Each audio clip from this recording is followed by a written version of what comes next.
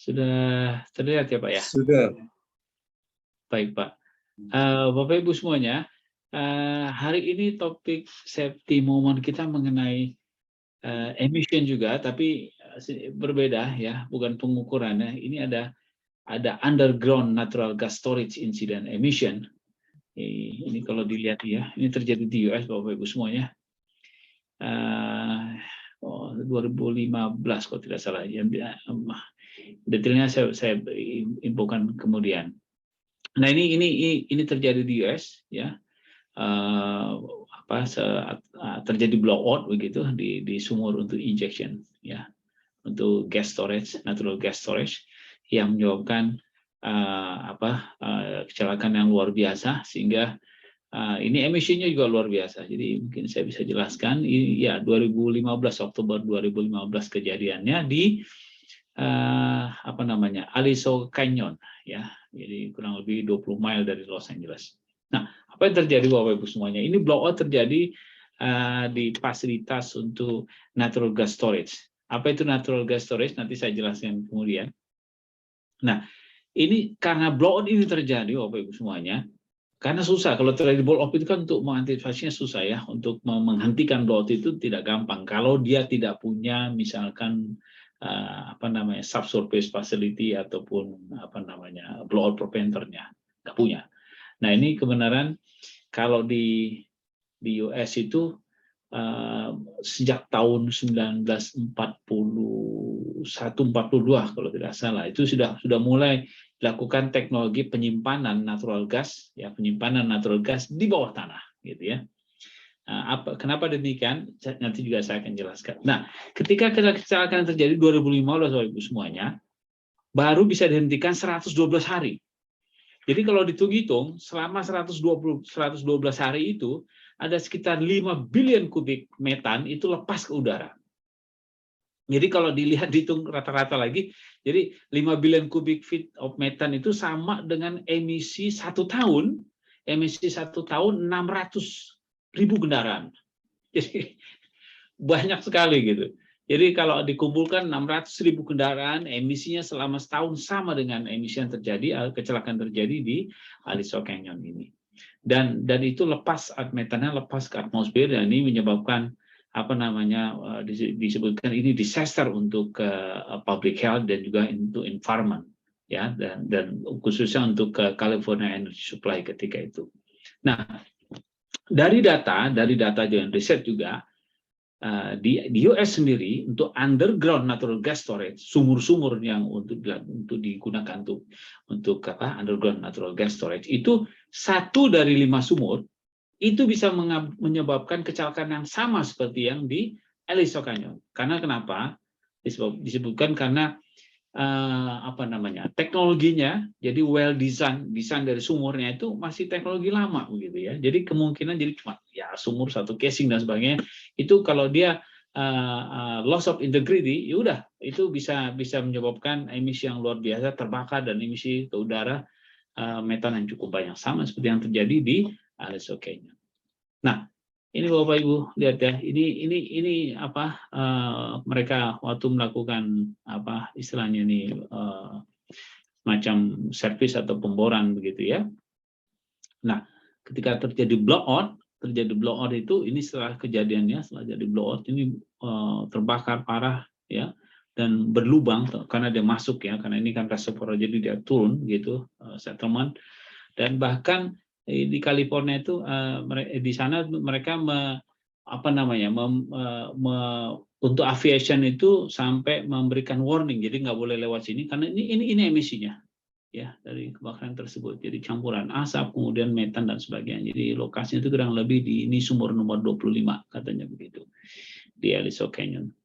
Nah, Bapak Ibu semuanya, sifat dari natural gas ini kan colorless ya, odorless, colorless, tidak berbau, kemudian ya nggak berwarna begitu ya.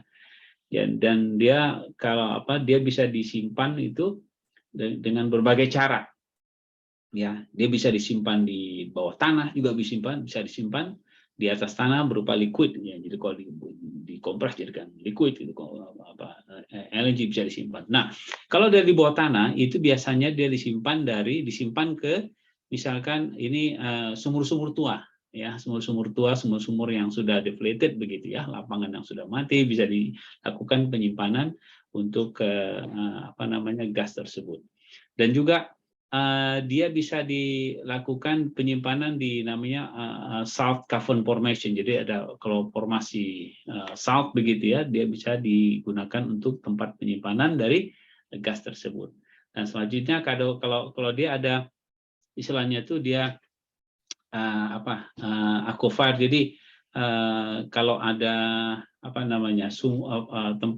tempat air begitu yang di bawah tanah, yang reservoir yang memang sudah tidak digunakan lagi atau sudah depleted, itu rongganya itu bisa dipakai juga untuk menyimpan dari gas. Nah, underground storage ini dia simple ya. Jadi asal ada rock formation, baik itu yang saya sebutkan tadi bekas natural gas yang sudah digunakan sudah sedemikian lama, sudah tidak digunakan lagi, dia bisa dipakai untuk menyimpan natural gas.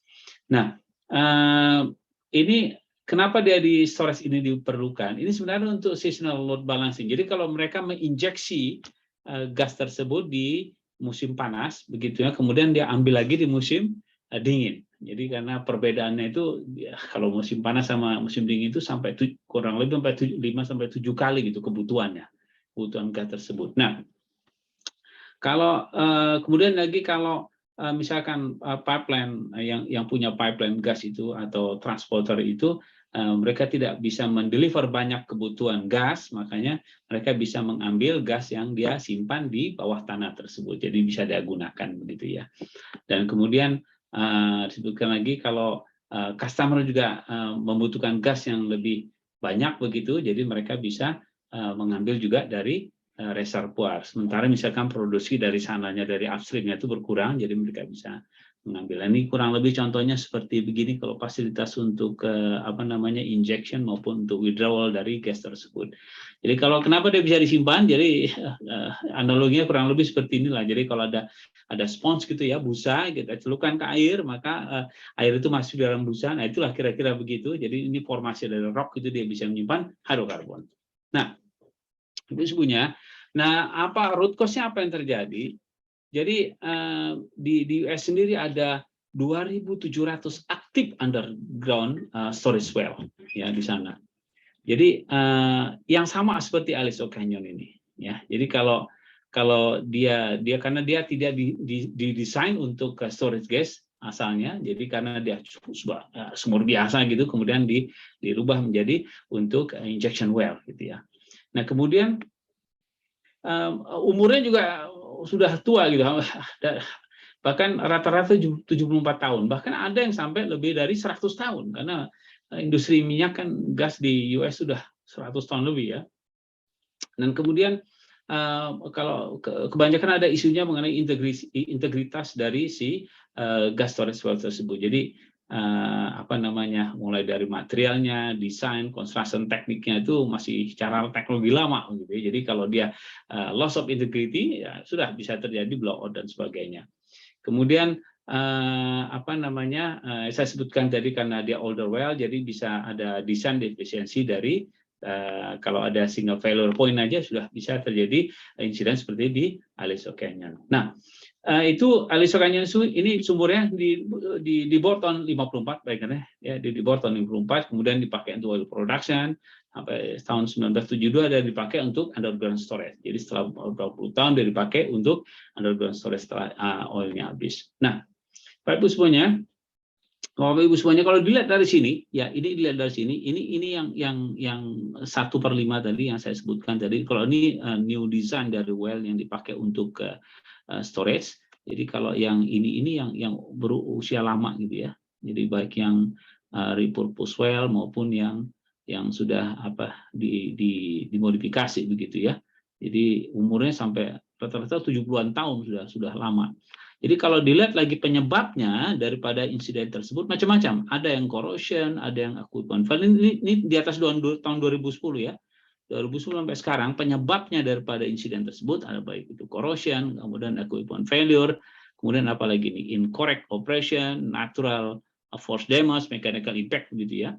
Kemudian ada lagi excavation juga begitu. Excavation, penyebab excavation bisa menyebabkan sumber-sumber ini rusak misalkan karena dia di bawah tanah. Kemudian material and weight failure, jadi kalau failure dari pengelasan. Kemudian satu lagi other outside force damage, mechanical impact dan sebagainya. Nah, Bapak Ibu semuanya, ini menjadi perhatian kita. Jadi kalau ada injection well, terutama untuk di underground storage underground storage natural gas, ini kita harus memperhatikan bahwa integriti dari sumurnya, kemudian teknologi dan sebagainya untuk mencegah terjadinya ini tadi emisi yang tidak terduga karena insiden yang terjadi. Demikian Pak Edi, Bapak Ibu semuanya, semoga menjadi manfaat buat kita semua. Assalamualaikum warahmatullahi wabarakatuh. Terima kasih. Waalaikumsalam warahmatullahi wabarakatuh. Terima kasih Pak Heldiansyah atas penyampaian sistemnya. Kita lanjutkan dengan acara pokok kita yang akan disampaikan oleh Pak Buyung Hirmawan. Waktu kami persilakan. Terima kasih Pak Buyung.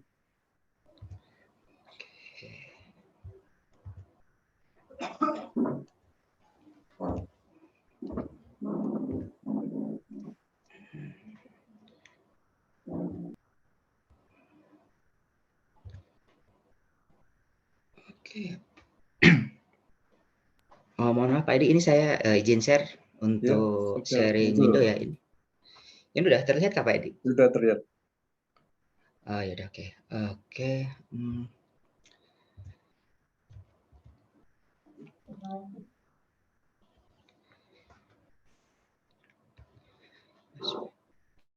Selamat sore semuanya.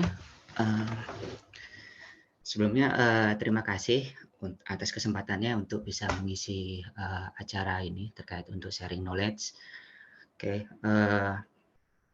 terkait untuk materi yang saya bawa, ini adalah the role of continuous emission monitoring system in reducing air pollution. Jadi peran dari continuous emission monitoring system dalam mengurangi polusi di udara. Sebelum saya mulai, saya perkenalkan dahulu. Nama saya Buyung Hirmawan. Saya dari PT Yokogawa Indonesia. Kebetulan posisi sebagai Senior Service Analyzer Engineer. Saya lulusan dari Teknik Fisika Institut Teknologi 10 November. Masuk di tahun 2007. Alhamdulillah lulus di tahun 2011. Setelah lulus, alhamdulillah diterima di PT Yokogawa Indonesia, dan hingga sekarang saya bekerja sebagai analyzer engineer, kurang lebih ada 10 tahun. Oke, untuk agenda yang akan saya bawa di materi ini, yang pertama pasti saya akan menjelaskan dahulu terkait apa sih sebenarnya emisi itu. Ya, kebetulan juga tadi udah dijelaskan juga oleh Pak Heldi di Safety Talk, kebetulan juga. Mungkin di sini saya akan menjelaskan emisi secara general, mungkin lebih sederhana. Lalu yang kedua adalah terkait continuous emission monitoring system itu sendiri. Lalu peran daripada continuous emission monitoring system ini terkait di polusi udara, seperti itu.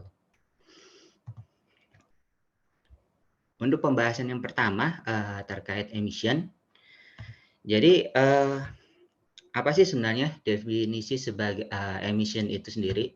Jadi sebenarnya emisi itu adalah sesuatu yang sifatnya memang dipancarkan, dilepaskan, ataupun standarnya sih sebenarnya dibuang, memang seperti itu. Secara umum sebenarnya emisi itu terdiri dari gas, liquid, panas, suara, cahaya, dan biasanya radiasi juga termasuk. Dan emisi ini pun juga kadang biasanya datang dari alam dan juga dari mesin itu sendiri.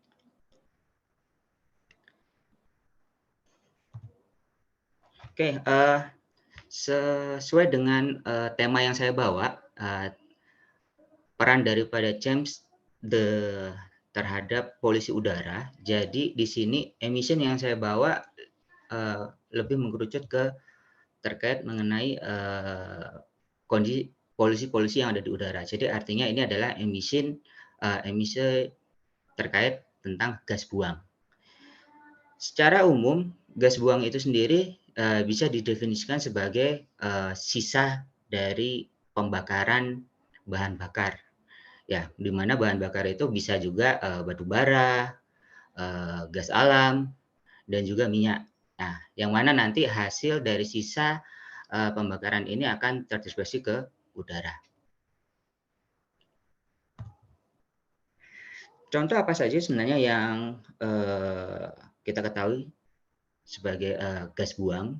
Mungkin yang biasanya kita sering temui ya dalam kehidupan sehari-hari, terutama kalau misalkan kita berada di jalan,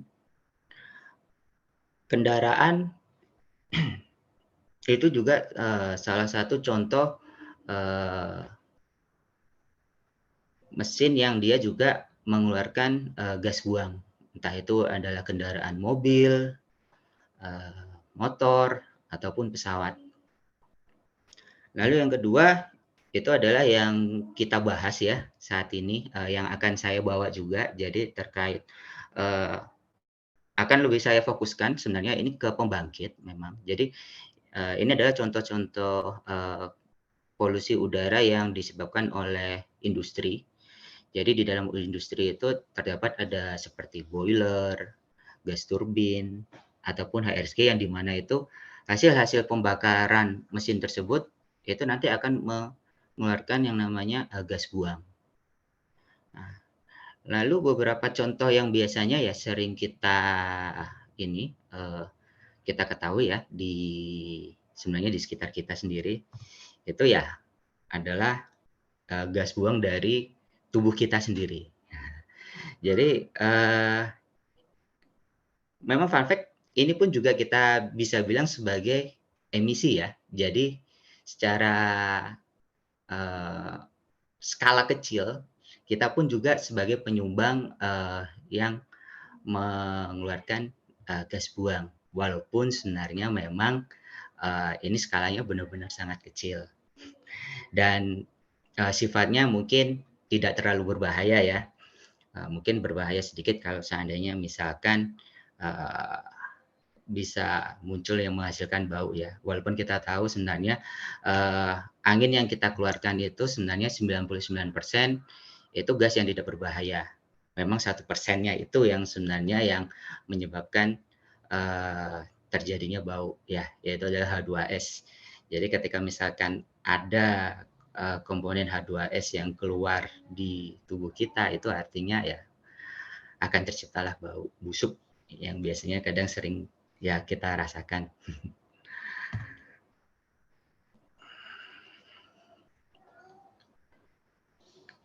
Oke,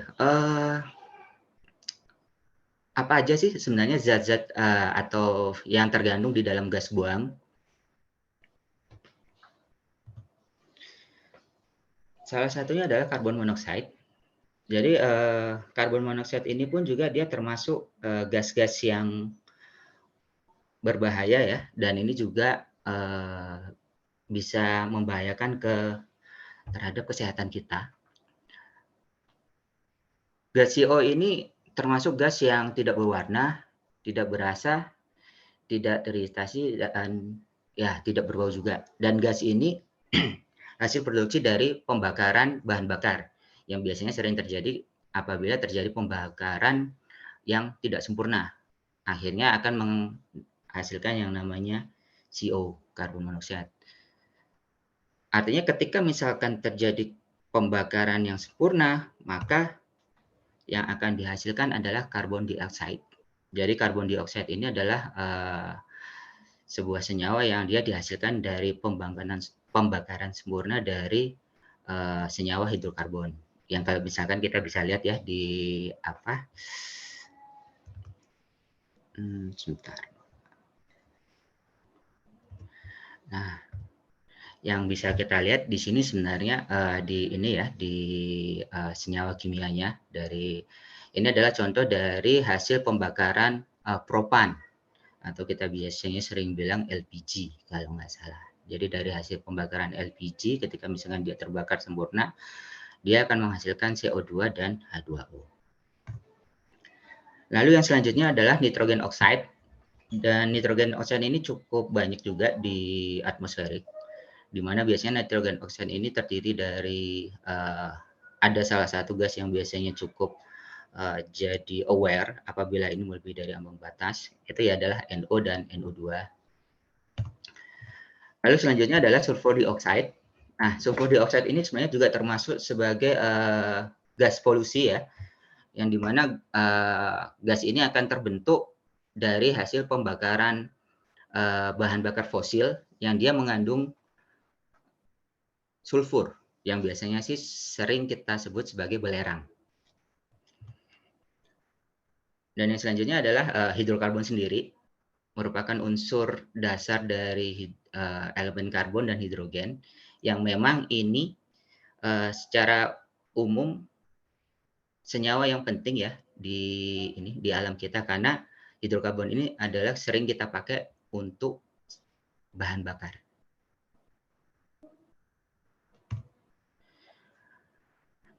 Dari apa yang diinfokan itu, beberapa gas ada yang dia sifatnya berbahaya, ada yang tidak.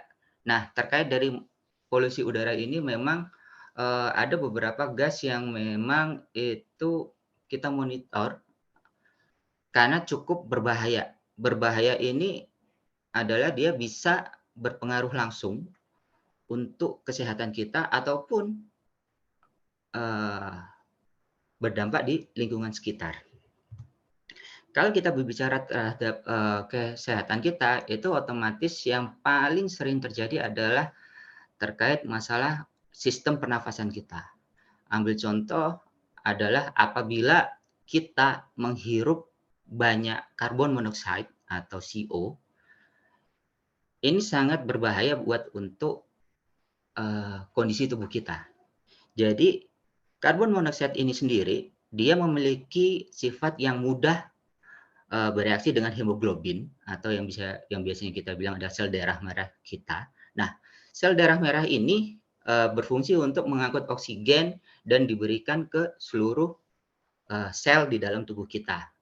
Ketika misalkan sel di dalam tubuh kita ini kekurangan oksigen, itu artinya nanti sel itu akan kalau kita bilang mengalami pengurangan performa yang biasanya mungkin kalau di istilah kedokteran itu hipoksia. Saya lupa ya benar apa tidak. Di mana itu kalau kita bilang itu efek karena kurangnya oksigen.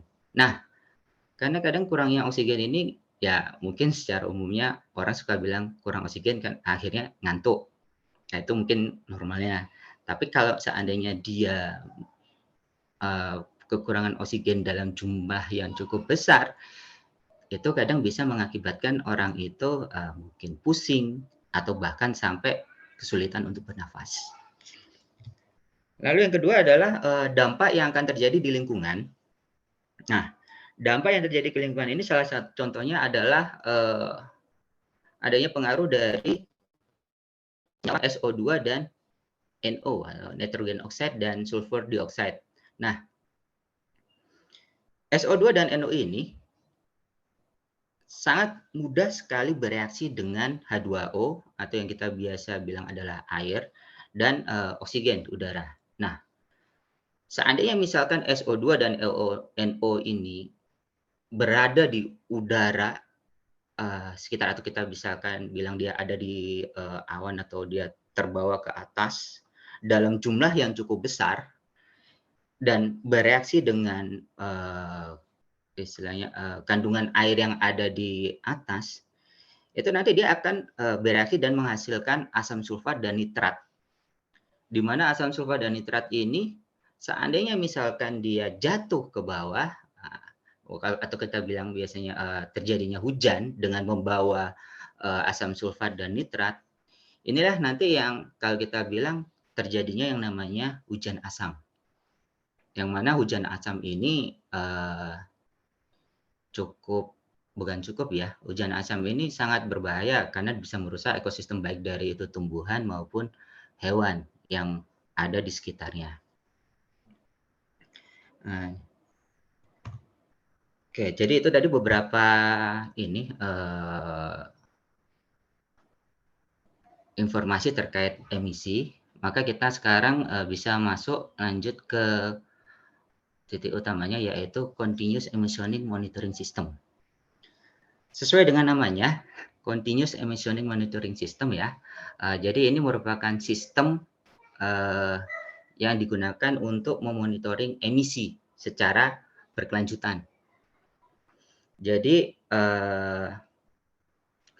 mungkin kalau kita bilang selama ini di beberapa pabrik, ada yang banyak mungkin mereka sudah memasang CHEMS, ada yang dia itu hanya mengandalkan tim lab, di mana dari tim lab tersebut mungkin mengambil beberapa sampel, lalu nanti akan dilaporkan.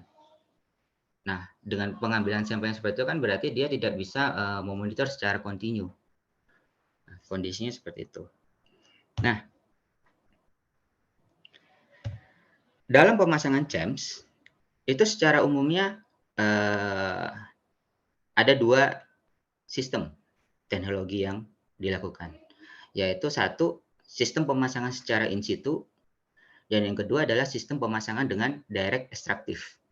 In situ ini artinya alat ukur yang untuk mengukur emisi itu dia dipasang langsung di cerobong asap.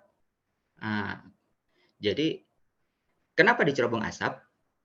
Karena cerobong asap itu adalah tempat yang paling simple dalam mengambil sampel emisi. Nah, dan kita tahu yang namanya cerobong asap itu, apalagi di pabrik ya, itu cukup tinggi. Biasanya sih minimal 20 meter sih yang saya tahu ya. Bahkan bisa lebih, bisa sampai ada yang 50 meter, 70, mungkin bahkan ada yang sampai 100 meter. Nah, pemasangan in situ dan direct extractive ini pada dasarnya mereka mempunyai kelebihan dan kelemahan masing-masing. Walaupun sebenarnya pemasangan in situ dan direct extractive ini tidak bisa untuk kita komparasikan.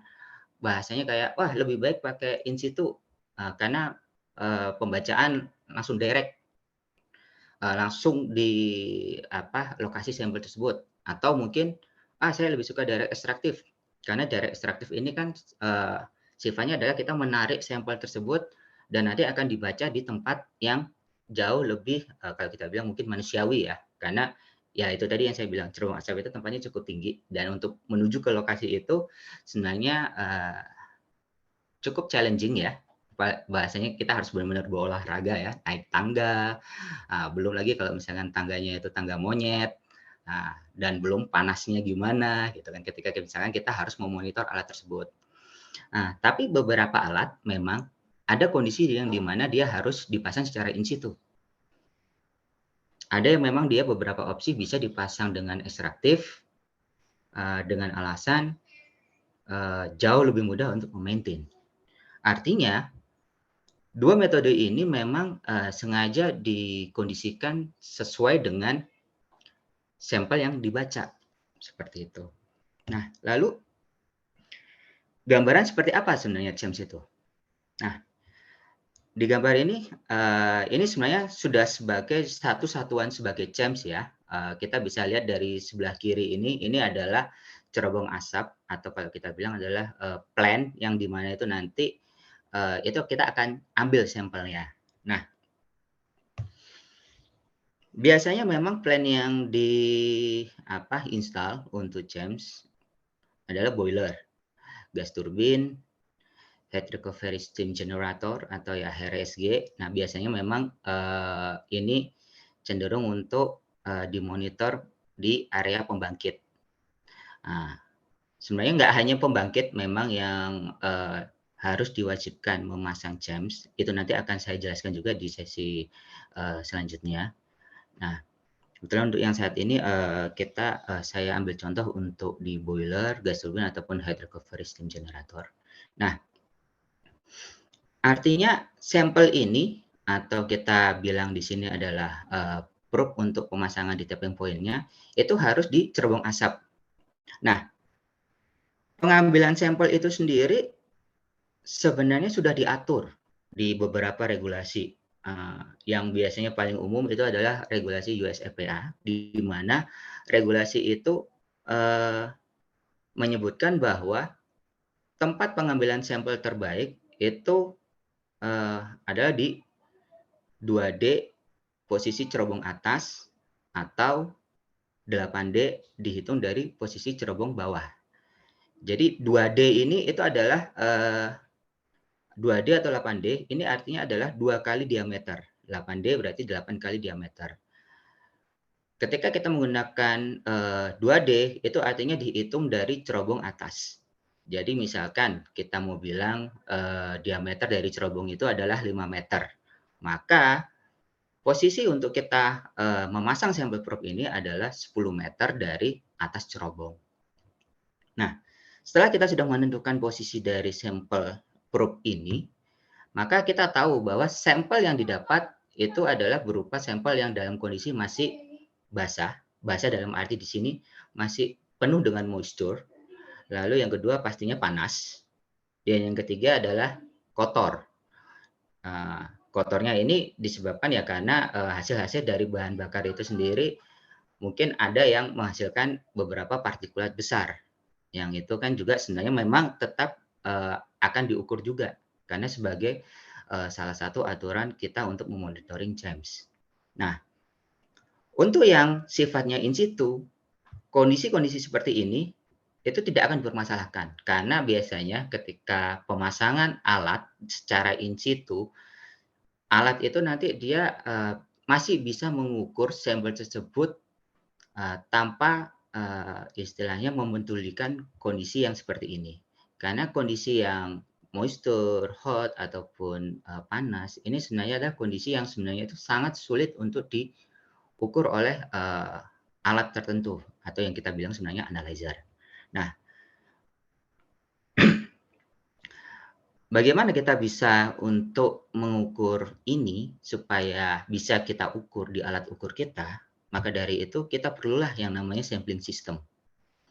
Sampling system ini membantu kita untuk membuat yang namanya sampel yang awalnya dia masih basah dan panas ataupun kotor itu menjadi lebih kering, lebih dingin, dan lebih bersih. Selain itu juga di sampling system ini ada satu sistem yang memang wajib harus diadakan, yaitu adalah sampel pump, pompa. Kenapa kita butuh pompa? Karena gas yang keluar dari cerobong asap ini, walaupun memiliki laju alir yang cukup tinggi, tapi tekanan sampel ini cukup atmosferik. Kalau kita bilang berarti dia 1 atm. Dan 1 atm ini kita tidak bisa untuk menarik sampel itu untuk masuk ke dalam sampling system tanpa ada bantuannya pompa. Maka dari itu, di sampling system ini selain membantu untuk sampel itu menjadi lebih dry, cool, dan clean juga, itu juga sebagai untuk menarik sampel agar bisa dikirim menuju analyzer. Analyzer inilah yang nanti fungsinya untuk mengukur gas-gas yang sudah ditarik oleh sampling system ini. Jadi dari sampel ini dia akan ditarik oleh sampling system, dikondisikan menjadi lebih kalau kita bilang lebih manusiawi terhadap analyzernya ya, sehingga analyzernya ini bisa mengukur dengan baik komponen-komponen yang memang diukur. Ya, ini adalah salah satunya dia mengukur SO2, oksigen ataupun NO. Nah, lalu ketika gas-gas yang dia itu sudah ditarik dan sudah terukur oleh analyzer, data-data itu nanti akan disimpan oleh data acquisition system, di mana data acquisition system ini dia akan menghimpun semua data, baik data yang real yang sekarang ataupun data yang sebelumnya. Kalau kita bilang ya histori datanya, karena dari data-data itu sebenarnya selain kita memonitor komponen yang diukur, itu pun juga kita bisa mengetahui kondisi performa dari analyzer-nya itu sendiri.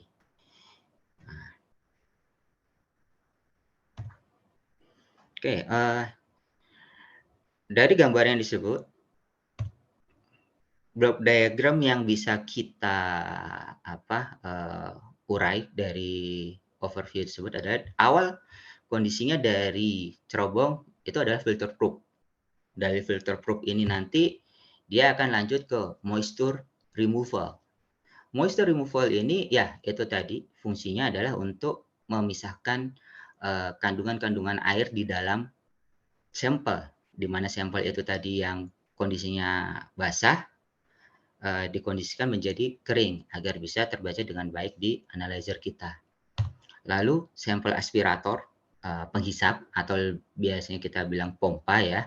Jadi sampel aspirator ini fungsinya adalah untuk menarik sampel yang dari cerobong asap ini melalui filter probe melewati moisture removal untuk menghilangkan moisturnya dan bisa ditarik oleh pompa ini agar bisa diteruskan hingga ke analyzer. Dari sampel aspirator ini akan dilanjutkan ke filter. Nah, di mana filter ini fungsinya adalah untuk menyaring sampel dari debu atau partikulat-partikulat besar dari yang sudah tertarik di filter probe-nya ini.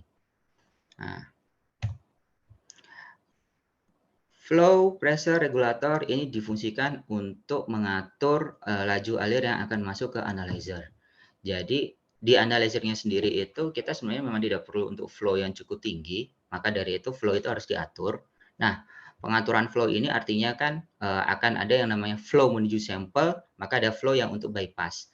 Flow bypass ini artinya adalah ketika kita mengatur flow sampel yang akan masuk ke analyzer, maka otomatis kita akan memberikan yang namanya resistan ke pompa. Agar pompa ini masih fungsi normal, maka diperlukan yang namanya flow bypass. Lalu untuk regulatornya sendiri ini, ya ini juga untuk membantu meng-set pressure dari yang setelah lewat dari yang namanya pompa. Karena kan ini kan suction ya, jadi harusnya kan kondisinya dia vakum. Tapi nanti ketika sudah melewati aspirator ini dan menuju ke analyzer, itu nanti akan ada bypass, yang dimana bypassnya itu nanti akan ada instalasi yang namanya back pressure regulator. Itu untuk supaya bisa menghasilkan tekanan yang akan nantinya menuju ke analyzer. Lalu selanjutnya adalah fan filter. Ini hanya kalau kita bilang itu finishing. Jadi harusnya semua debu ataupun segala macam itu sudah tersaring di filter yang di awal ini. Ini adalah hanya sebagai smooth aja. Jadi supaya lebih smooth saja sampel yang nantinya akan masuk ke analyzer. Seperti itu. Nah, ini adalah contoh CHAMS dalam bentuk piping and instrumentation diagram. Nah, tadi yang itu adalah berupa untuk block diagramnya, dan ini adalah untuk PNID-nya. Nah, seperti yang tadi yang kita awal, filter probe itu terpasang langsung di area tapping point.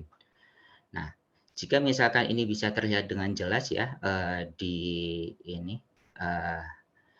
display, ini dari jarak menuju ke sampling system itu sebenarnya bukan jarak yang cukup dekat ya. Nah, di data ini adalah posisi dari tapping point hingga menuju sampling system itu ada jarak kisaran 50 meter. Nah, dari 50 meter inilah nanti dia akan turun terus ke bawah. Jadi kalau kita anggap posisinya ini kan memang filter probe ini berada di bagian atas stack. Maka nanti setelah ini udah terpasang, sampel itu nanti akan ditarik, akan ada jalur sampel line yang terus turun hingga menuju ke area bawah, ke sampling system. Yang dimana itu nanti biasanya akan masuk ke sesi di moisture removal. Moisture removal adalah ini nanti yang dia akan berfungsi untuk untuk memisahkan udara itu dari moisture. Jadi mengkondisikan supaya yang namanya itu wet sample itu bisa berubah menjadi dry gas. Nah, biasanya stage di awal itu adalah nanti sampel itu akan melewati yang namanya drain separator. Nah, sesuai dengan namanya ya, drain separator. Jadi fungsinya dia ini adalah memisahkan gas dan moisture dengan menggunakan sistem gravitasi. Jadi kalau kita bisa lihat ini adalah ketika sampel masuk ke dalam, nanti dia akan masuk ke dalam chamber atau di mana chambernya itu nanti jalur keluar itu ada di posisi atas. Sedangkan di jalur bawah ini adalah jalur untuk tampungan water atau moisture. Jadi secara kondisi ketika gas ini ditarik, sesuai dengan konsepnya gas dia akan mengalir ke udara. Lalu beberapa kondisi kalau kita bilang moisture beratnya itu nanti dia akan secara otomatis tergravitasi untuk turun menuju ke separator ini. Lalu nanti akan dilanjutkan oleh pompa, akan dibantu oleh pompa, akan terus untuk lanjut masuk ke dalam sampling system, di mana nanti setelah dari pompanya itu nanti ada yang namanya Nafion dryer. Nah, Nafion dryer ini sebenarnya peran utama ya dari moisture removal. Jadi Nafion dryer ini kalau dianalogikan ini dia sebuah cubing ya, cubing atau pipa yang dimana itu sebuah pipa yang di dalamnya itu juga ada pipa kecil. Di mana yang di dalam pipa kecil itu adalah jalur sampel yang dia lewat. Nah, lalu apa sampel yang ada di luarnya itu? Itu adalah gas instrument air. Jadi kita bisa lihat di sini ya jalurnya. Ini adalah gas instrument air yang masuk ke Nafion dryer, lalu keluar lagi. Fungsinya apa? Itu adalah untuk menarik moisture. Menarik moisture yang dia melewati di jalur pipa spesial yang ada di dalam pipa itu.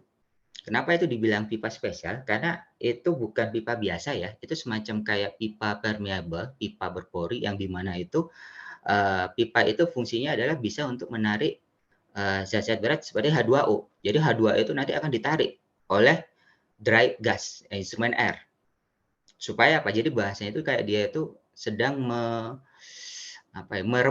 meremas sampel itu supaya gas-gasnya itu semuanya lepas dari sampel itu. Sehingga akhirnya setelah keluar dari sini, setidaknya sampel itu harus sudah dikategorikan kering. Nah, setelah itu nanti dia akan masuk ke filter, di mana filter ini sendiri yaitu tadi fungsinya adalah untuk menyaring adanya partikulat-partikulat yang sempat lolos.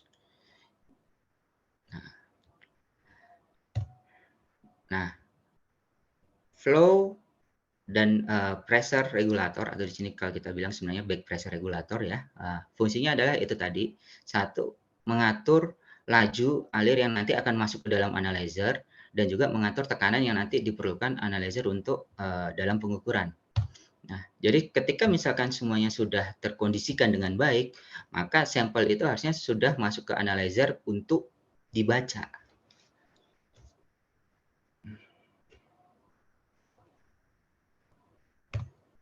Nah, lalu apa sebenarnya analyzer itu sendiri? Jadi ya sesuai dengan namanya, analyzer itu sendiri adalah alat yang difungsikan untuk menganalisis data. Jadi data apa aja? Nah, salah satunya yang mungkin ya data oksigen atau beberapa gas lain yang mau diukur, gitu kan. Nah, beberapa data yang biasanya suka dihimpun oleh James itu adalah satu yang pasti adalah dust atau kita biasanya bilangnya partikulat ya. Terus habis itu flow, laju alirnya, lalu beberapa gas komponen seperti CO, CO2, NO, SO2, dan juga metan. Nah, sekarang pertanyaannya bagaimana kita bisa mengukur beberapa 5 komponen gas tersebut? Nah, salah satu metode analyzer yang digunakan untuk mengukur gas-gas tersebut adalah dengan cara sistem infrared. Nah, jadi ada yang dinamakan infrared gas analyzer.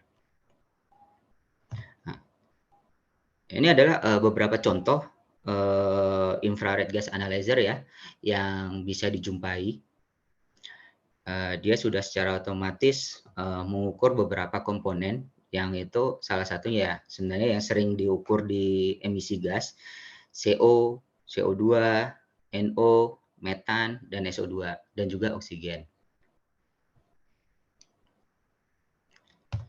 Lalu, bagaimana sebenarnya cara pengukuran dalam sistem infrared? Nah, infrared sendiri itu sebenarnya bisa kita kenal sebagai sinar elektromagnetik ya, di mana yang kalau biasanya kita tahu ya unsur-unsur sinar elektromagnetik ada gamma ray, X-ray, UV atau sinar tampak ya yang biasanya sering bisa lihat yaitu dan salah satunya adalah ya infrared dan microwave. Nah, infrared sendiri ini sebenarnya kalau kita mau bilang posisi panjang gelombangnya berada jauh lebih tinggi dibandingkan panjang gelombang yang dimiliki oleh sinar tampak. Kalau misalkan kita bisa lihat di bagian di sini sekitar 0,75 hingga 1000 mikrometer ya. Nah, bagaimana sebenarnya kita bisa mengetahui ya apa yang sebenarnya kita ukur CO, CO2, metan ataupun SO2 dan NO. Nah, molekul-molekul yang ada ini pada dasarnya dia mampu mengabsorb energi dari sinar yang ditembakkan dan itu nanti dia akan menghasilkan resonansi panjang gelombang yang berbeda. Kenapa dia bisa berbeda? Itu tergantung dari kondisi massa suatu atom itu dan ikatan dari atom tersebut. Nah, dari hasil absorption wavelength yang didapat, kita bisa lihat ya di sini itu penunjukan kondisi karakter nitrogen monoxide, karbon monoxide, SO2, sulfur dioxide, dan bahkan karbon dioksida memiliki karakter yang berbeda-beda. Nah, inilah yang mana digunakan di konsep gas analyzer infrared untuk bisa mengukur gas tersebut. Dikarenakan beberapa gas di sini dia memiliki karakter yang berbeda sehingga analyzer tersebut dapat mengukur gas-gas tertentu yang sebenarnya mau kita baca. Yang salah satunya di sini adalah ya CO, CO2, metan, SO2 dan NO.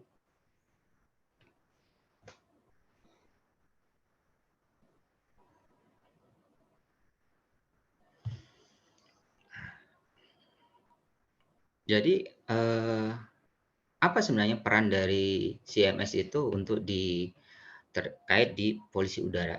Nah, kita sudah mengetahui tadi secara umum ya gambaran continuous emission monitoring system itu seperti apa. Dan lalu sekarang kita akan berbicara terkait peran dari CMS itu sendiri. Dan apa hubungannya dari CMS ini terkait dengan polusi udara? Nah, sebelum ke slide selanjutnya, ini saya informasikan bahwa pada dasarnya pemerintah itu sebenarnya sudah memberikan peraturan-peraturan terkait baku mutu emisi. Jadi terkait baku mutu emisi pembangkit listrik tenaga termal atau kita bilang ya power plant yang kita punya saat ini itu sebenarnya sudah dikeluarkan di tahun 2019. Nah, di mana bahwa yang sudah diinformasikan di dalam peraturan Menteri Lingkungan Hidup dan Kehutanan ini bahwa pembangkit listrik tenaga termal itu berpotensi menimbulkan pencemaran udara sehingga perlu dilakukan upaya pengendalian terhadap emisi yang dihasilkannya. Nah, di dalam aturan ini sendiri itu sebenarnya sudah diberikan nilai ambang batas yang diperbolehkan setiap pembangkit untuk membuang emisinya. Nah, di setiap pembangkit listrik dia punya beberapa kriteria tertentu. contoh yang saya kasih contoh di sini adalah misalkan untuk PLTU itu dia memiliki baku mutu tersendiri jika dibandingkan dengan PLTG ataupun PLTGU. Nah, selain itu juga bahan bakar yang mereka gunakan itu pun juga akan mempengaruhi nilai ambang batas yang diperbolehkan. Nah, ambil contoh misalkan di PLTU ya, apabila misalkan PLTU tersebut menggunakan bahan bakarnya batu bara, maka ambang batas yang diperbolehkan misalkan untuk SO2 itu adalah tidak boleh melebihi 200 mg per normal meter kubik. Ketika misalkan dia menggunakan minyak solar, maka baku mutu yang diperbolehkan adalah tidak boleh lebih dari 350 mg per normal meter kubik. Dan seandainya misalkan mereka menggunakan gas, maka baku mutunya akan sangat jauh lebih kecil. Karena memang penggunaan gas itu jauh lebih efisiensi ya terkait masalah untuk hasil untuk pembakaran. Karena biasanya memang untuk pembakaran yang bahan bakarnya dia menggunakan gas itu lebih cenderung bersih. Maka dari itu kan kenapa untuk baku mutu yang mereka menggunakan bahan bakar gas nilainya akan jauh lebih sedikit dibandingkan ketika misalkan mereka menggunakan bahan bakar batu bara atau minyak. Nah, lalu Menteri Lingkungan Hidup sendiri itu dia mulai mengeluarkan aturan baru di tahun 2021. Aturan 2021 ini adalah ini merupakan tentang sistem informasi pemantauan emisi industri secara terus-menerus. Nah, aturan ini secara umum kalau kita bilang itu menegaskan ke semua sektor yang sebenarnya itu nanti akan istilahnya itu yang harus untuk memasang JEMS ini itu tidak hanya memasang JEMS saja, tapi JEMS yang mereka pasang pun harus terintegrasi dengan sistem pemerintah. Jadi artinya setiap plan seandainya dia mempunyai JEMS, maka JEMS itu harus diintegrasikan ke network pemerintah.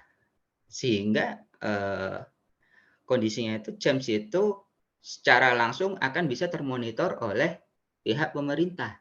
Supaya mereka bisa langsung tahu berapa nilai kalau kita bilang beban emisi yang mereka keluarkan per tahunnya. Seperti itu.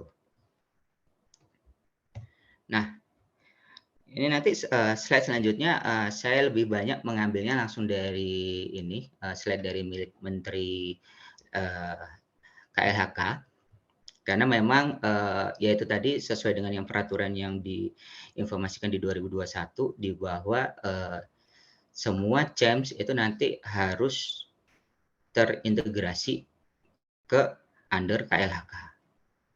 Nah, jadi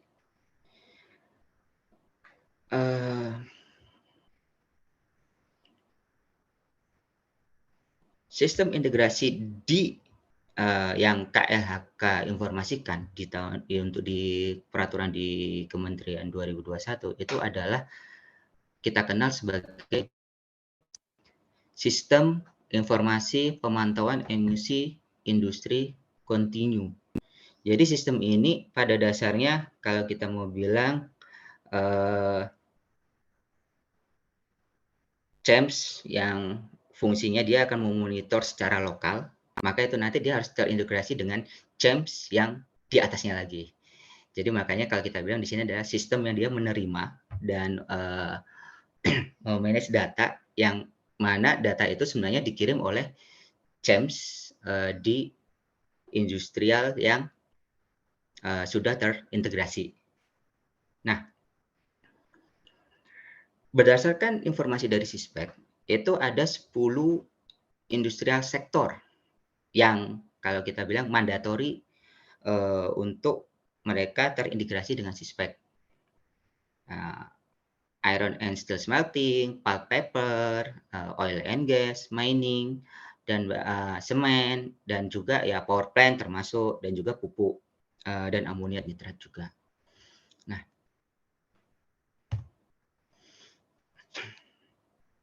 ini adalah data yang saya ambil juga dari ini website tersebut.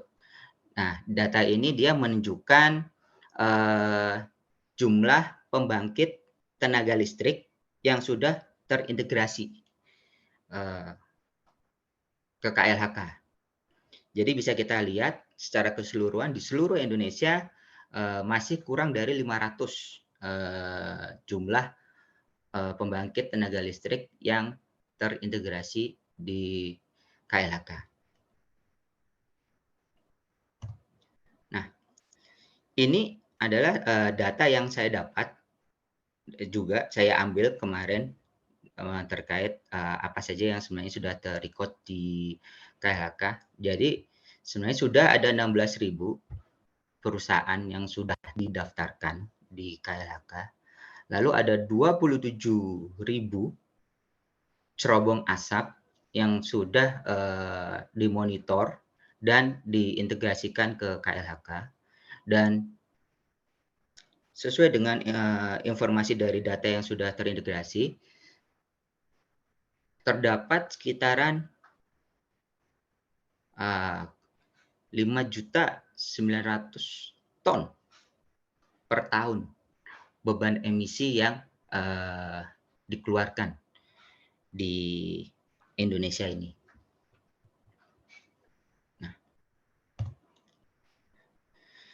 ini adalah data yang saya ambil juga, dan ini kan bisa kita lihat bahwa data yang terintegrasi di tahun 2020 itu terdata cukup sedikit. Ini kurang tahu apakah data ini sebenarnya sudah mengintegrasikan keseluruhan atau masih belum, karena kita tahu sendiri yang namanya data yang diinformasikan dari KLHK itu baru keluar per tahun 2021. Jadi ya seperti yang tadi diinfokan, kemungkinan besar di tahun 2020 masih belum banyak yang aware ya, beberapa pabrik untuk memasang jams. Nah, dikarenakan adanya peraturan baru terkait untuk pemantauan emisi itu, sehingga akhirnya itu banyak yang mereka mulai memasang memang di tahun 2021. Dan dari hasil pemasangan dan monitoring yang didapat, memang didapat nilai yang cukup signifikan. Jadi kita bisa lihat di sini beban emisi seperti NOx, ini aja dia udah mencapai hampir 6 juta. Lalu SO2 ini dia sudah hampir mau mencapai 5 juta juga. Lalu untuk yang PM ini adalah partikulat ya. Jadi kalau kita mau bilang seperti yang tadi yang saya info, beberapa data yang dihimpun selain gas itu juga adanya das juga, debu, atau kita biasanya bilang partikulat. Nah, untungnya untuk yang merkuri sendiri ini tidak tercatat adanya banyak.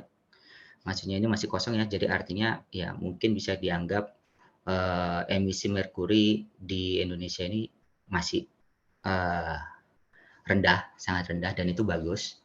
Nah, ini saya ambil di tahun kali ini data yang dikeluarkan ya di 2022. Saya ambil di kemarin. Jadi kalau kita bilang dalam setengah tahun ini di 2022 bisa kita lihat bahwa hasil baku mutu yang dikeluarkan cukup kecil, tidak terlalu besar. Artinya apa yang sudah telah dipasang di sini di tahun 2021 ini, dan dia kan melihat nilai yang cukup signifikan. Nilai yang cukup signifikan inilah akhirnya bisa jadi kayak kalau kita bilang kayak teguran tegas dari pemerintah terhadap beberapa plan yang sudah berdiri untuk memperbaiki emisi yang mereka buang. Karena memang ada beberapa memang pada saat ini ya pengalaman kerja saya setiap kali melakukan instalasi maupun commissioning ya, memang informasi dari mereka pemerintah cukup tegas untuk memberikan sanksi ke mereka apabila nilai ambang batas, maksudnya nilai dari emisi yang mereka keluarkan melebihi dari ambang batas yang sudah ditetapkan. Ya, sanksi terberat otomatis tutup pabrik. Itu sempat pernah diinformasikan juga seperti itu. Makanya dari itu beberapa akhirnya pun beberapa pabrik cukup aware mereka terkait emisi yang mereka buang. Dan kalau kita misalkan memang melihat dari datanya ini mungkin memang sebuah gerakan yang cukup signifikan ya dari yang posisinya yang sangat tinggi ini dan yang sekarang ini bisa turun lebih dari setengahnya. Nah, lalu bagaimana sebenarnya sistem konfigurasi dari Syspeq itu sendiri? Nah, sebelum kita lari ke untuk konfigurasi di Syspeq-nya itu, pada dasarnya CHEMS yang dimana dia itu untuk memonitor gas di cerobong asap ini, itu nanti awal mulanya nanti akan dihimpun dan akan dikumpulkan di yang namanya data acquisition recorder. Nah, kadang biasanya ada yang dia menggunakan data acquisition recorder, ada yang dia juga menggunakan PLC. Nah, yang mana itu nanti semua data-data mentah itu nantinya akan diolah menuju ke local HMI, Human Machine Interface, di mana ini nanti dia akan mempermudah kita agar bisa kalau kita bilang membaca data-data yang sedang dimonitor oleh analyzer tersebut. Nah, data itulah nanti yang akan terpampang dengan sangat mudah untuk kita cerna gitu kan. Jadi berupa semacam kayak display ataupun interface yang cukup simpel dilihat. Jadi kayak kita bisa langsung mengetahui berapa sebenarnya nilai komponennya dari gas-gas yang diukur, velocity ataupun misalkan debu yang partikulat yang diukur. Nah, secara umum ini adalah data akuisisi yang dilakukan oleh CHEMS secara lokal, hanya di area plant tersebut. Apabila misalkan dia harus terintegrasi dengan Syspeq, maka nanti akan ada konfigurasi di network selanjutnya. Nah, konsep dasarnya memang sebenarnya simpel. Artinya adalah apa data yang ada di industri itu harus bisa terkomunikasikan ke central building atau kita misalkan bisa bilang ini data itu sudah masuk ke Syspeq. Nah, bagaimana sistemnya? Ya, mungkin seperti yang kondisi yang di awal tadi, sistem lokalnya adalah seperti ini, di mana device yang dia itu menghimpun dan mengkoleksi semua data CHEMS itu nanti akan diolah oleh data acquisition system. Nah, yang dimana nanti data acquisition system ini harus terintegrasi dengan internet. Nah, di mana nanti data ini harus dikirimkan ke server Syspeq. Nah, sebenarnya di server Syspeq ini ada kayak ini ya, kalau dibilang itu sistem tertentu, di mana itu nanti data-data itu semua itu akan diolah menggunakan JSON dan dilanjutkan ke SQL. Nah, di mana sebenarnya konsep-konsep itu berada di luar tanah, istilahnya di luar skop beberapa yang memasang CHEMS. Karena apa? Untuk bisa mengolah itu hanya third party yang sudah terakuisisi atau terapprove oleh KLHK yang boleh melakukan itu. Jadi bahasanya memang setelah kita sudah menginstalasi CHEMS tersebut, maka nanti kita harus ada istilahnya itu komunikasi lanjut terkait third party yang nantinya dia akan mengolah data kita agar bisa terkomunikasi ke Syspeq. Nah, maka dari itu biasanya memang data mentahan nanti yang kita akan kasih ke third party cenderung berupa Modbus TCP/IP. Jadi nanti semua data yang semua itu nanti sudah terrecord oleh data acquisition system kita, itu nanti kita himpun berupa Modbus TCP/IP dan itu nanti akan kita berikan ke third party agar dia olah dan itu nantinya akan bisa terbaca oleh Syspeq. Nah, ketika dia sudah terbaca oleh Sispek, maka secara otomatis pabrik tersebut sudah termonitor untuk emisinya oleh KLHK, seperti itu. Nah, jadi dari apa yang saya sampaikan di sini, memang pada dasarnya by monitoring emission, we contribute to keeping environment better. Jadi emisi yang kita monitor ini sendiri itu juga membantu untuk mereka bisa membuat kondisi lingkungannya itu jadi lebih baik. Oke, sekian untuk materi yang bisa saya sampaikan. Oke, terima kasih. Assalamualaikum warahmatullahi wabarakatuh. Waalaikumsalam warahmatullahi wabarakatuh. Terima kasih Pak Buyung ya atas penyampaian materinya. Kita lanjutkan dengan pertanyaan-pertanyaan dan diskusi ya. Yang pertama ini dari Pak Hermawan Febriansyah. Izin bertanya, apakah penyebab pembakaran CNG menghasilkan SO2 yang tinggi? Silakan, Pak.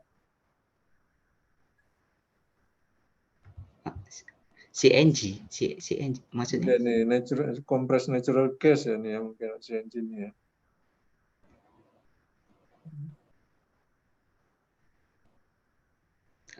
Gimana Pak tadi? Bisa diulang Pak? Saya coba untuk drag questionnya agak-agak jauh juga ya, saya nggak tahu yang mana.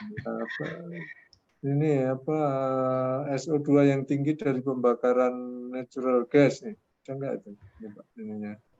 Menyebabkan terjadinya pembakaran ya. Sebenarnya gini sih, balik lagi apa ya sebenarnya kalau secara umumnya ya unsur segitiga api itu kan nanti akan terjadi yang namanya api apabila bahan bakar yang ada itu kan tercukupi. Nah, SO2 ini kan yang diukur itu adalah berupa emisi ya, dan emisi ini biasanya itu lebih kalau kita bilang dominan sangat-sangat rendah. Jadi kalau mau dibilang sampai terjadinya untuk pembakaran, kalau pembakaran itu saya rasa hampir kemungkinan terjadinya sangat kecil sekali Pak soal itu. Karena biasanya memang SO2 yang tinggi di sini itu mereka lebih cenderung dampaknya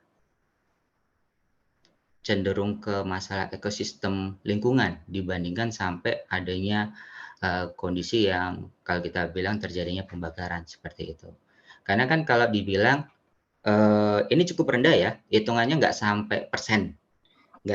Ini bahkan kalau kita bilang miligram per meter kubik, seandainya pun dia ada di nilainya sekitaran 120 ataupun 200 ya, nilai ambang yang biasanya diberikan cukup rendah, itu pun sebenarnya dia hanya ada di kisaran kalau kita mau bilang di 300 ppm atau lebih tepatnya itu kan dia nggak mencapai sampai 0,1 sehingga kalau kita mau bilang itu agak sangat-sangat kecil sekali bisa untuk mengakibatkan terjadinya pembakaran. Seperti itu sih Pak. Baik, berikutnya dari Pak Muhammad Rosidi. Mohon penjelasannya apakah di moisture removal apakah ada tambahan sistem pendingin atau penggunaan semacam absorben untuk filter dan fine filter yang digunakan untuk memisahkan dust. Berapa umumnya pore size filter dan material filter yang digunakan? Terima kasih. Oke. Untuk yang moisture removal, itu sebenarnya gini Pak, moisture removal itu adalah tergantung dari sampel yang akan dibaca. Unsur kondisi utama pemasangan moisture removal itu adalah untuk kita mengurangi moisture. Nah, pengurangan moisture ini juga kita nggak bisa berlebihan ya, dalam arti kan mungkin ya kita mau ngambil cara yang simple, paling gampang kita kasih yang namanya cooler. Jadi penambahan cooler itu bisa, Pak. Jadi kayak misalkan di situ tadi yang sempat saya informasikan di materi itu hanya berupa drain separator ya dan Nafion dryer.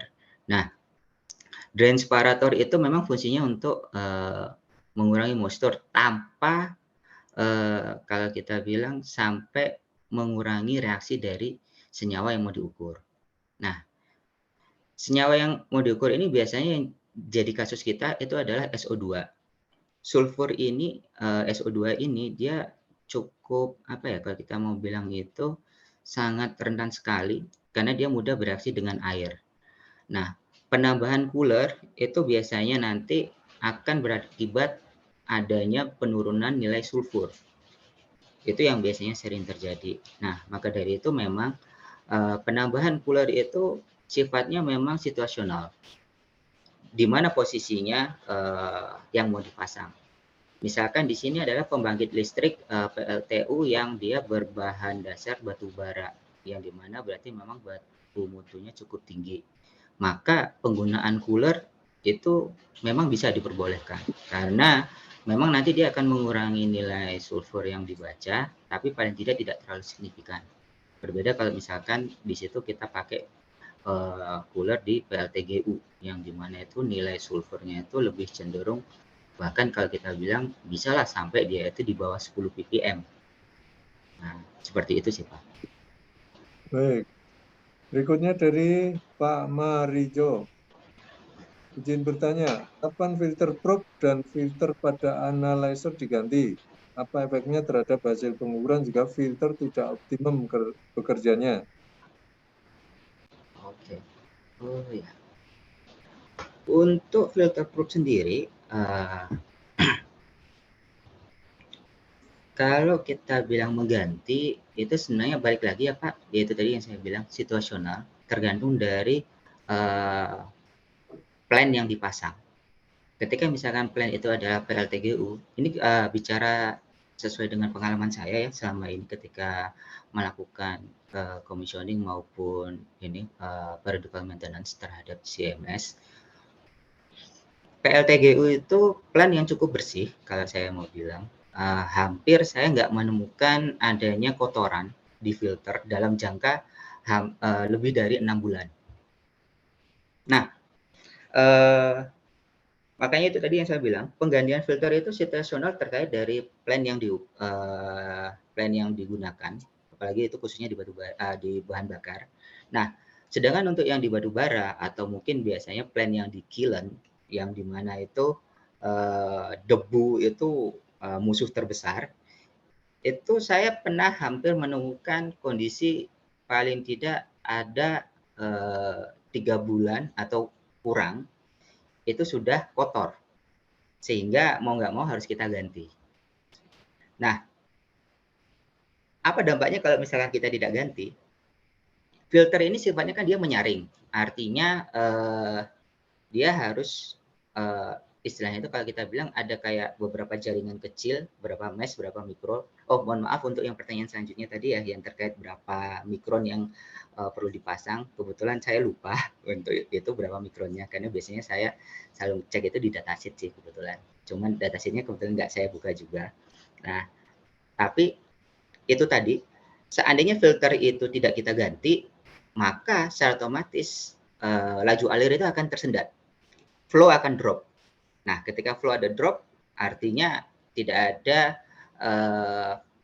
sampel yang dibaca.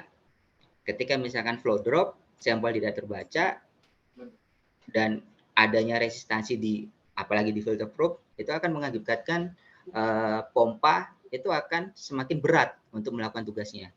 Nah, kondisi yang dibiarkan terus-menerus itu juga bisa bahayanya adalah merusak kinerja di pompa itu sendiri, seperti itu. Baik, berikutnya dari Pak Dendi Atisa Putra. Apakah sudah ada analisis CO2 infrared buatan dalam negeri, Pak? Salam kenal, Dendi, Universitas Andalas. Salam kenal juga, Mas. Mohon maaf ya, untuk itu saya belum ada ya informasi terkait, analyzer buatan dalam negeri. Karena kebetulan sendiri saya juga bekerja di perusahaan asing. Jadi kebetulan ya alat yang sering kita pakai memang ya dari perusahaan kita. Tapi saya belum pernah sih menemukan selama ini di lapangan ada untuk ya itu, analyzer yang, memang sudah dibuat dari dalam negeri. Baik. Berikutnya dari Pak Amar Jebal L. Balat dari Universitas Kauripan Kediri. Salam kenal, saya Amar Jebal L. Balat dari Universitas Kauripan Kediri. Mau izin tanya, adakah alat sederhana yang bentuknya portable, handheld untuk uji emisi? Oh, ada Pak, kalau itu ada. Uh, karena gini, selain kita memasang emisi ya, James, pada dasarnya itu nanti harus ada tes yang dilakukan oleh third party. Jadi kayak berupa rata tes, CGA tes, yang istilahnya itu nanti dari third party-nya itu dia akan istilahnya itu mengukur juga sampel-sampel yang saat ini yang memang diukur secara kontinu oleh James yang dipasang. Nah, mereka sendiri biasanya memang mengukur itu dengan alat yang mereka punya. Jadi kalau untuk portable analyzer-nya sendiri itu ada, dan biasanya memang orang lab pasti punya juga itu. Cuman kalau alatnya apa itu yang saya kurang tahu sih. Mohon maaf. Baik, berikutnya dari Pak Sony Damayana. Menarik sekali presentasi yang telah disampaikan, merefresh ingatan saya waktu mendevelop James specification dokumen untuk fasilitas minyak di Gresik. Ada 3 pertanyaan. 1, pada kondisi installation untuk aplikasi HRSG di mana diperlukan pengukuran particulate matter, apakah bisa dijelaskan teknologi based approach yang dapat dipergunakan seperti transmisiometri, scatter light base atau DC triboelectric?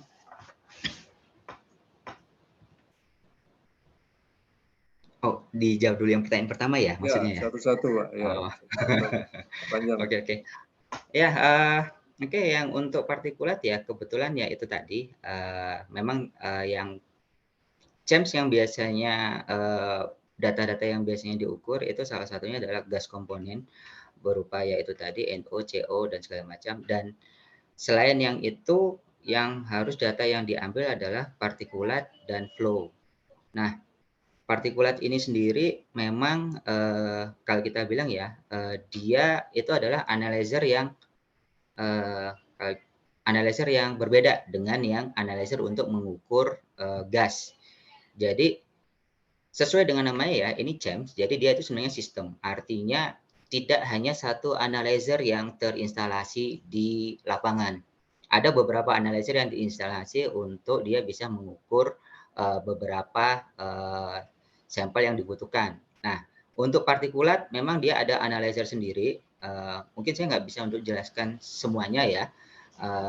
Terbatas dari apa yang pengalaman dan apa yang udah saya lakukan. Jadi saya ada 2 analyzer yang sering dipakai untuk partikulat. Yang pertama itu adalah opacity dan yang kedua adalah scatter. Nah, sesuai dengan namanya ya, kalau yang opacity di sini itu dia sistemnya adalah memasang transmisi dan receiver di posisi antar interface dari stack diameter yang sebelahnya ke yang sebelahnya. Jadi transmitter ini dia akan menembakkan sinar tampak yang dimana nanti sinar tampaknya itu akan diterima oleh receiver. Nah, sinar tampak inilah sebenarnya nanti yang kalau kita bilang kan dia akan mendapatkan nilai opacity ya. Nah, nilai opacity-nya ini sendiri nanti akan dikonversikan menjadi yang namanya dust partikulat. Jadi nilainya itu nanti akan terkonversi secara kalau kita bilang terbalik ya. Karena kalau kita bilang ketika misalkan transmisi ini ditembak dan dia terbaca transmisi ini 100%, artinya berarti kan tidak ada partikulat yang terbaca. Sehingga akhirnya ketika transmisi ini opacity ini terbaca 100%, maka otomatis dust yang terbaca adalah 0. Dan seperti itu secara kondisinya sampai misalkan kondisinya opacity itu terbaca lebih rendah. maka otomatis nilai das dia akan terbaca lebih tinggi. Nah, sedangkan untuk yang sketcher ini sendiri, dia sifatnya ya itu tadi seperti namanya ya, dia kayak semacam sinar tampak, tapi bukan sinar tampak sih yang ditembak, sekitar laser, tapi dengan saya nggak tahu berapa ininya wavelength-nya yang ditembak. Nah, laser yang ditembakkan itu nanti dia akan melewati sebuah prisma atau apa itu yang dimana itu nanti dia akan menghasilkan sinar-sinar yang dia itu terpisah, jadi kayak sketching gitu kan. Nah, dimana itu nanti itu sebenarnya sudah diarahkan ke receiver yang di ujung pipa. Nah, sistemnya sebenarnya secara umum seperti itu sketcher. Jadi dan sama seperti opacity, dia mengkondisikan untuk visibility. Jadi ketika misalkan ada objek yang menghalangi, maka secara otomatis nilai transmisi itu berkurang. Nilai transmisi yang berkurang itulah nanti akan dikonversikan terkait untuk berapa nilai das yang didapat. Seperti itu sih, Pak. Baik. Pertanyaan nomor 2, dalam penggunaan di aplikasi oil and gas seperti di oil refinery, apa bisa dijelaskan mana yang lebih baik? Hot dry extractive with gas cooler atau dilution sampling methodology? Kalau itu sebenarnya ya itu tadi Pak sebenarnya ya, saya sudah bilang di materi di awal, kita tidak bisa bilang mana yang lebih baik, mana yang istilahnya the best, mana yang terbaik untuk yang kita pasang. Nah, sebenarnya kembali lagi Pak, ini itu ketika kita mau menggunakan sistem yang in situ, yang terpasang langsung misalkan di HRSG atau di oil refinery ya, oil refinery tersebut. Nah, itu artinya kan analyzer yang dipasang ini dia pasti memiliki konsep yang dia itu jauh lebih advance dibandingkan dengan yang standar, misalkan yang dia diekstrak. Maka secara otomatis kalau kita mau bilang, ketika kita menggunakan analyzer yang lebih advance, maka cost yang dikeluarkan akan lebih tinggi. Nah, kondisinya apakah kita kembalikan lagi biasanya kan ke customer. Apakah customer ini pada dasarnya menerima dengan kondisi high cost untuk pemasangannya ini, tapi cukup low maintenance, atau cukup dia memasang yang sebenarnya itu low cost, tapi masih bisa di-maintain dengan baik oleh timnya. Sebenarnya seperti itu sih, Pak. Baik, pertanyaan nomor 3. Apakah bisa dijelaskan beberapa item yang perlu diperhatikan dalam pemasangan sampling port? Untuk particulate matter berikut reference standar guideline yang dipergunakan seperti misalnya BSEN 132841, IS 11255 part 1 dan lain-lain. Oh, itu merek kah yang dipasang? Ini tadi apa reference standar guideline ini referensinya ini. BSEN 13. Mungkin kayaknya mohon maaf Pak untuk yang pertanyaan yang ketiga itu saya nggak bisa sih saya jawab karena saya juga kurang informasi sih terkait untuk partikulat tersebut. Baik, berikutnya dari Pak Priyo Adiswasono, PKC. Izin bertanya, kalau dalam satu sistem CHAMS ini bisa untuk menganalisa gas sama partikulat, apa harus analyzer yang berbeda? Oh itu kebetulan ya tadi juga udah saya jawab Pak. Jadi di CHAMS ini kan dia analyzer-nya kan diinstal, nggak hanya satu analyzer aja yang diinstal. Jadi kebetulan memang untuk partikulat itu dia analyzer tersendiri. Jadi untuk mengukur gas dia kita pakai yang namanya infrared gas analyzer. Nah sedangkan untuk yang partikulat dia pakai oximeter. Jadi beda alat. Baik, berikutnya dari Pak AJN nih. Izin bertanya tentang diagram SISPEC tentang beban emisi. Diagram SISPEC. Iya, tentang beban emisi ini. Mungkin tentang banyaknya besarnya emisi sebetulnya. Beban emisi.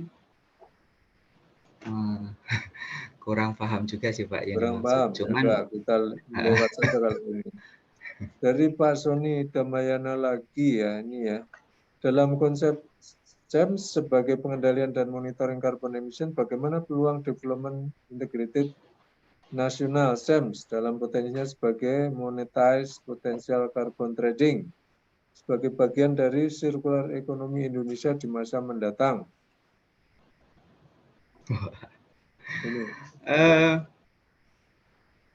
Cukup advance sih Pak itu. Tapi sebenarnya memang kalau kita bilang ya, bagaimana peluangnya, ya seandainya misalkan data yang dari Sispek itu cukup real dari apa yang didapatkan dari mereka, maka kan sebenarnya memang CO2 yang terrecord itu mungkin bisa digunakan untuk sebagai data tambahan terkait masalah untuk CO2 trading. Nah, cuman terkait untuk legalitasnya, wah itu kurang tahu saya. Baik, dari Pak Riza, untuk di DAQ Operation Monitor yang terhubung dengan internet ke server Sispek, apakah harus memenuhi standar guidelines ICS Cybersecurity dari ISA? Karena terhubung ke internet adalah celah untuk bisa dimasuki virus. Nah, mungkin itu makanya yang dilakukan oleh third party ya Pak ya. Makanya tadi kan saya sempat jelaskan, untuk dia tergabung bisa terkoneksi ke Sispek, itu ada kalau kita mau bilang beberapa kondisi di mana itu datanya itu akan diolah ke JSON dan dilanjutkan menuju ke SQL. Jadi artinya mungkin saya kurang tahu ya, tapi ini hanya asumsi saya gitu. Jadi fungsi mana daripada third party itu sendiri mungkin juga membantu untuk daripada sekuritas data yang nanti akan dimasukkan ke dalam server Sispek. Seperti itu. Baik, berikutnya dari Pak AJN ya, mengapa data tahun 2020 rendah, 2021 tinggi sekali dan 2022 rendah lagi? Apa usaha yang telah dilakukan? Nah, itu tadi makanya seperti yang saya info ya Pak ya, kita nggak tahu ya apakah data di 2020 itu apakah memang data real, karena seperti yang sempat diinfokan dari kepemerintahan sendiri, dia melegalkan untuk CEMS itu diintegrasikan itu keluar di tahun 2021. Jadi artinya mungkin tahun 2020 itu data yang kecil itu adalah data yang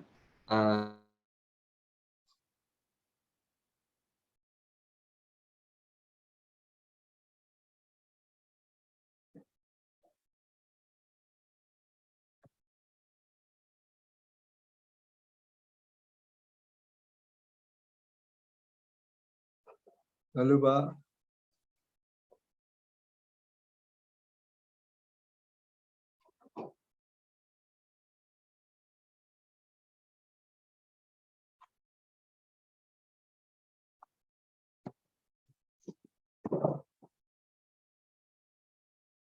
halo.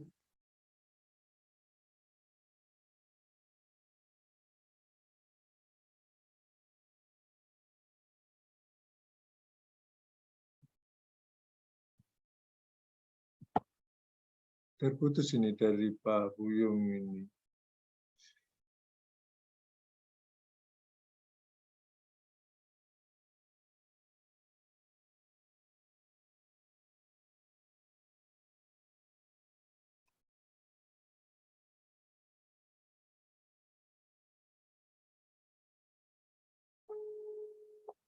Oh, ini keluar nih. Halo Pak. Halo, terputus ya Pak ini ya Pak? Iya, putus Pak. Oke, baik. Halo, masuk ya suaranya ya? Sudah nyambung lagi. Ya. Ya. Enggak, kebetulan hujan Pak di rumah saya, jadi Ya, mungkin baik. kayaknya tiba-tiba internetnya ini terganggu. Tempat saya tadi juga sempat hujan ini. Oh ya. Tadi sampai ini ya terkait untuk yang baku mutu tadi ya Pak ya? Yang beban data emisi ya? naik turun tadi 2020, Oh ya, 2021, nah 2022. itu tadi Pak, makanya yang sempat saya info, jadi bahwa peraturan pemerintah ini kan baru keluar dari tahun 2021 ya. Jadi artinya apa yang tercatat di 2020 itu kemungkinan adalah data dari perusahaan yang dia sudah cukup aware untuk memasang CEMS. Sehingga dari Sispek dia bisa untuk langsung menarik data yang mereka punya di 2020. Nah, jadi baru di data 2021 inilah mereka baru mulai untuk memasang CHAMS. Maka dari itu kan terrecord dari data yang dimiliki Sispek di 2021 itu cukup tinggi. Nah, itu sendiri memang sudah dijelaskan di ini ya peraturan baku mutu di 2019 ataupun yang di 2021 bahwa ada sanksi tegas apabila beberapa perusahaan membiarkan nilai emisinya itu melebihi dari ambang batas yang sudah mereka tetapkan. Mungkin itulah sebenarnya yang bisa dijadikan acuan buat untuk pemerintah bisa kalau kita bilang kayak istilahnya menegur mereka gitu ketika nilai ambang batas yang mereka berikan ke diintegrasikan di Sispek ternyata cukup tinggi. Seperti itu sih Pak.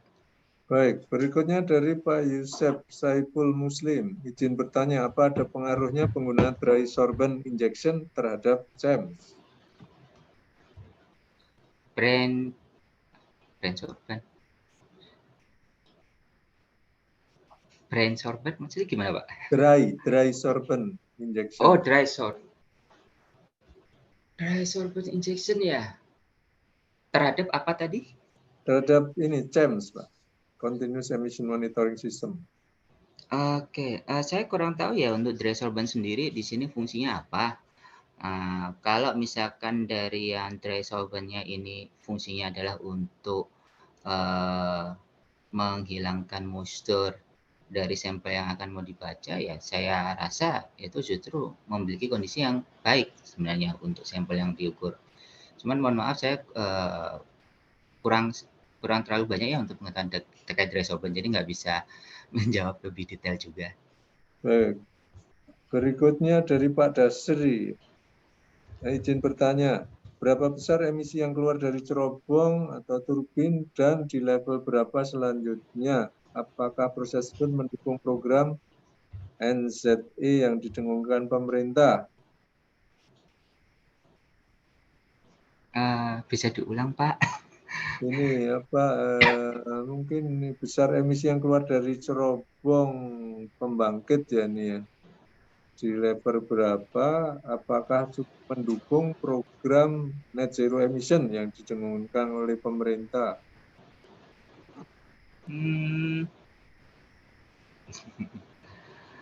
Sebenarnya balik lagi sih Pak dari yang ini ya Mbak, yang tadi saya informasikan.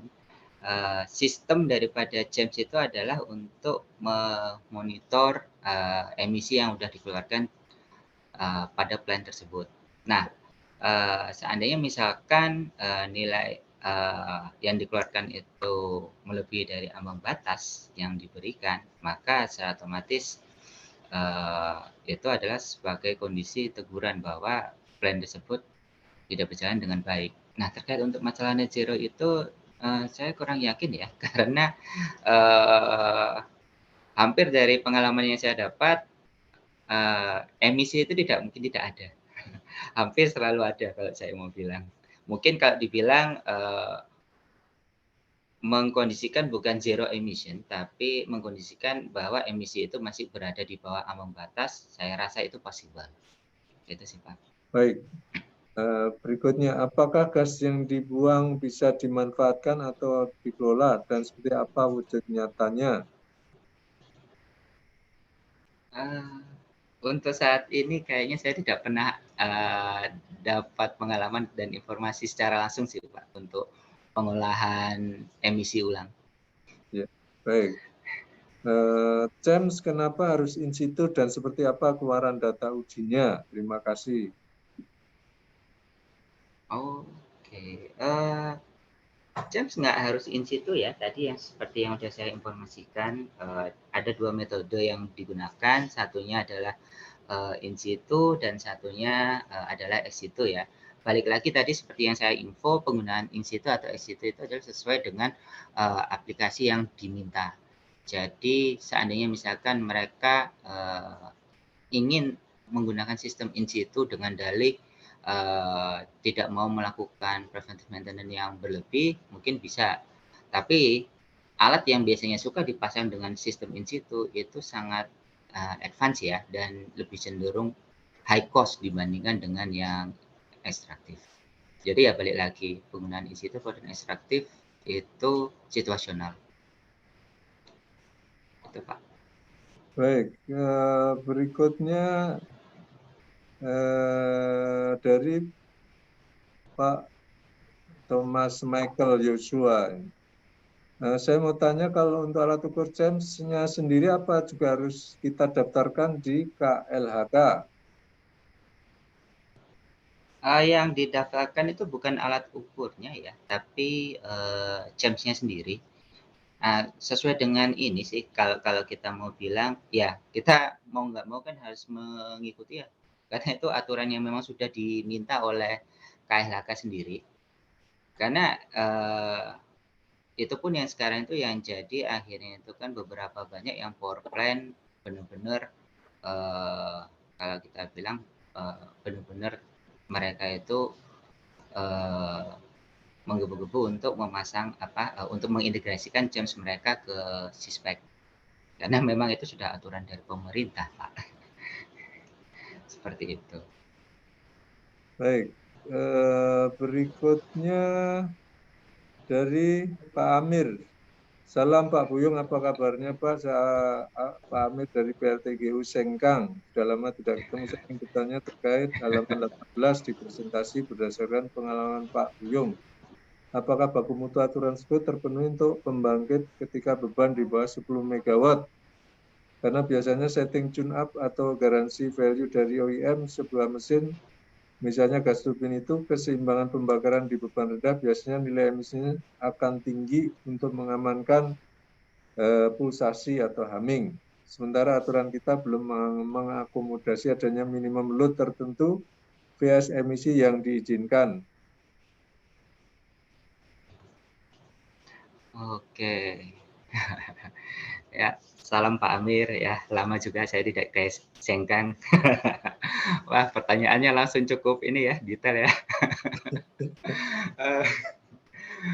Jadi gini Pak, nah saya kurang tahu juga ya Pak, sebenarnya kalau kita misalkan balik lagi ya ke aturan KLHK di 2019 terkait baku mutu itu, mungkin saya harus coba baca lagi ya, apakah memang di KLHK itu sendiri mereka memberi aturan terkait berapa lot yang istilahnya itu ditolerasikan ya untuk nilai baku mutu yang mereka pasang. Karena sejauh dari yang saya baca, mereka nggak kan apa ya kalau kita mau bilang itu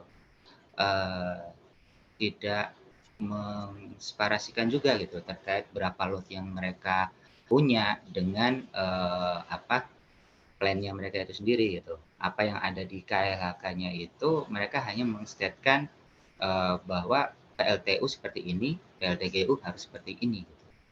Makanya memang itu memang jadi cukup polemik juga memang di beberapa plan. Nah, dan itu memang kita nggak bisa jawab juga sih Pak, karena kan itu aturannya yang bikin pemerintah. Baik, berikutnya dari Pak Gunawan Siregar.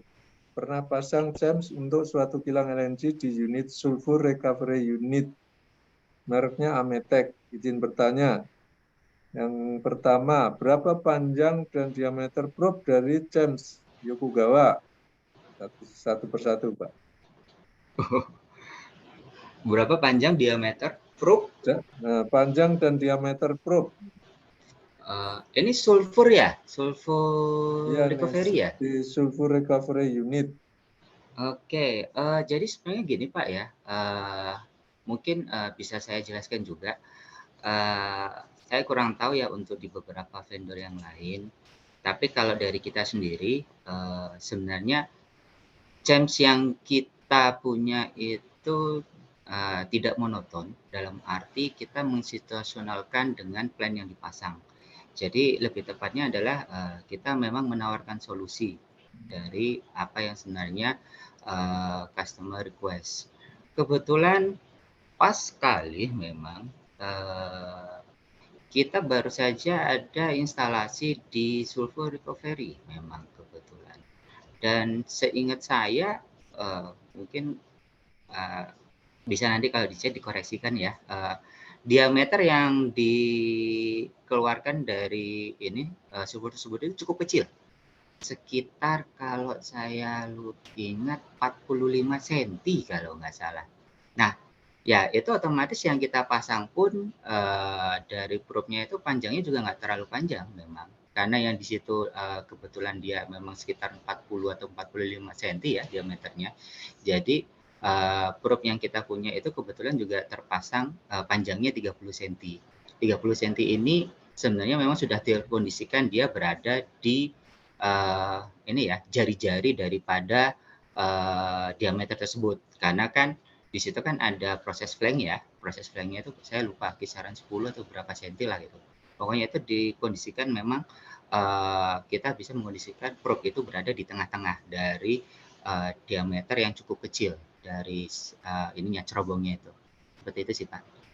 Baik, pertanyaan nomor 2. Apakah pemasangan dilakukan pada spare blind yang ada di cerobong atau chimney atau harus mengebor dulu pakai robot cutter?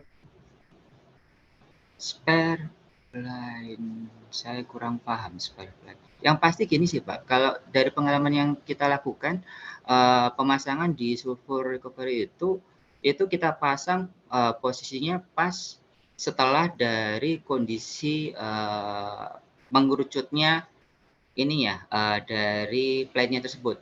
Kan kalau waktu itu saya pasang posisinya plate-nya sudah mengerucut ya, mengecil, terus akhirnya itu berada kondisi di mana stack-nya itu hanya berdiameter kisaran ya itu tadi 45 cm. Nah, lalu posisinya itu kita pasang memang kebetulan pas sekali di situ sekitar ya ada 2 meter dari posisi ketika si plane-nya itu sudah mengerucut. Seperti itu sih. Baik, pertanyaan nomor 3. Berapa akurasi CHEMS produk Yokogawa Tarimokasi? 1% Pak kalau akurasi. Oh, Standar sih. 1%. Baik. Iya. Berikutnya dari Pak Ferry ya ini ya. CHEMS Yokogawa kompetitornya siapa saja ya Pak? Tahu Bapak nilai CHEMS yang termurah dan termahal yang pernah Bapak tangani berapa Pak? Nilai-nilai itu Wah. pada jenis company apa? Terima kasih. Wah, kalau itu saya tidak bisa jawab ya kebetulan karena di situ kan posisi saya sebagai engineer. Jadi kalau masalah murah atau enggak itu sebenarnya di area marketing sih.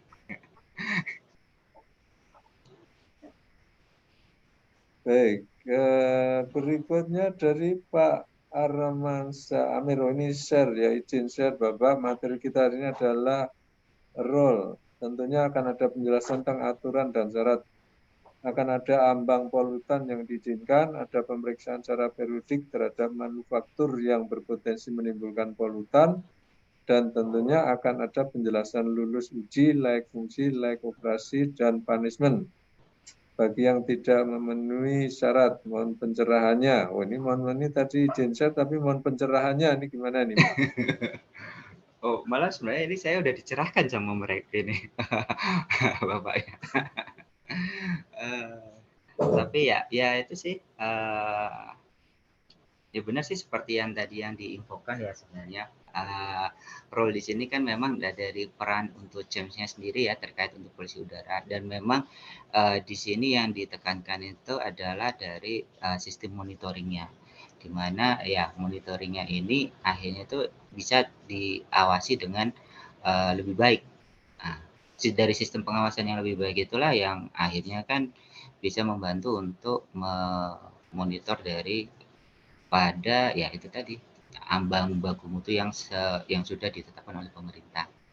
Terima kasih sih untuk advice-nya itu tadi. Baik.